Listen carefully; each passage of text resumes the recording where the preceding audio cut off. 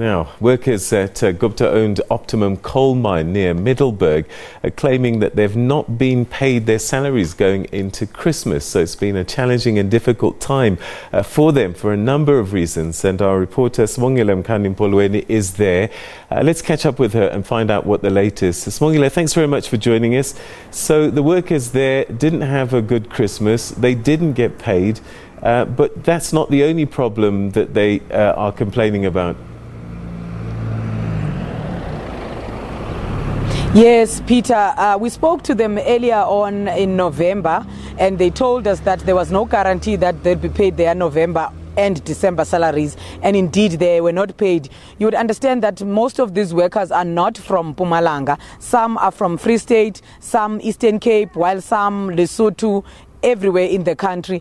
Most of them didn't go home this December because they said they didn't have money. They were not paid even in November. Some were not paid in September, those that are casual workers. Now, the permanent employees that have been working there, we spoke to a lady who have been working there for 15 years. She says that she owns 2 cars and she's renting a place. Now, the employer has given them, sorry, not the employer, but the landlord has given them notices saying that by the end of January, if they don't have money for rent, they must be out of there. Some have already been evicted because those that had not been paid since September have been evicted already and they've gone back home with nothing. They're saying that they faced a black Christmas for them.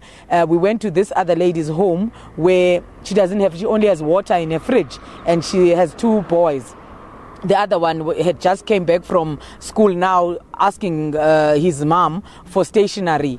She doesn't have that money. She says that even back at home in Kwakwa, where she comes from in the Free State, she is the breadwinner. She's taking care of her mother and her family. And this thing, she faces a bleak future because she hasn't been paid. She doesn't know if they'll be paid now. And in December, they were told not to report for work because there's no production happening at the mine. So they haven't worked.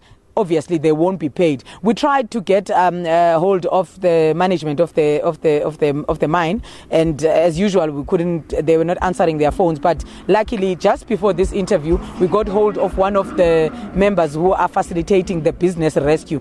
You know that they tried to put the mine under business rescue, where they would get funding, people to fund the mine so that it can function, or to even sell the mine. He's telling us that they are in talks with Eskom.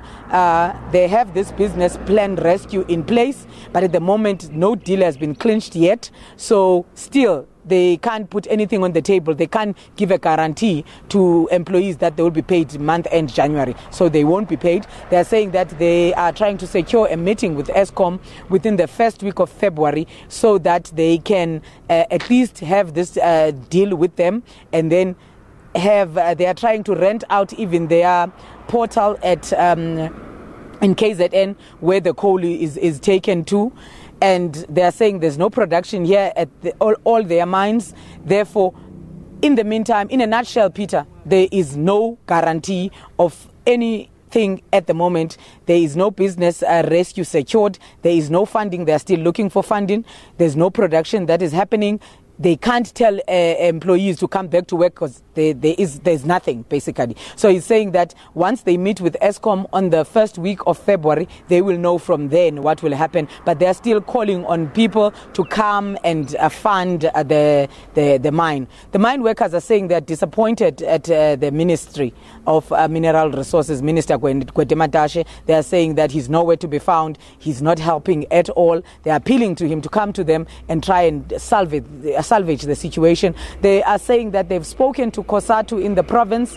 They had a meeting last week. They're going to have a follow-up meeting on Friday of this week to find out what can be done, because they're asking COSATU to intervene in the province, and they're asking National COSATU to intervene because they can't lose their employment. One employee we spoke to, Peter, saying that he's been working there for 15 years, and his solution now is saying to the mine, can they retrench them, give them a retrenchment, and in that retrenchment, they have a clause that says they will absorb them once they get the business rescue or the funding, so that they can at least access or withdraw from their provident fund that they've been saving from the 15 years that they've been working there.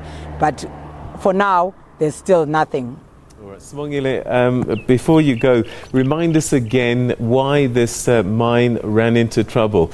Is this part of what the Gupta family warned would happen if their bank accounts were closed and not reinstated?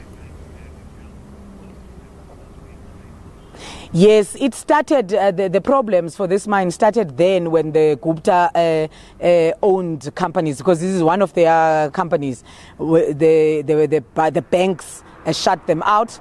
And in November, when we were talking to the mine, they were saying that they're still looking for a bank to process their finances, because the Bank of Baroda in India also dumped them. So this problem started then, and then the Guptas tried to sell the mine, but that also didn't work. So now they haven't been productive at all, and this is a result of all of that, Peter, from that day that the four major banks of South Africa stopped doing business with the Gupta-related businesses.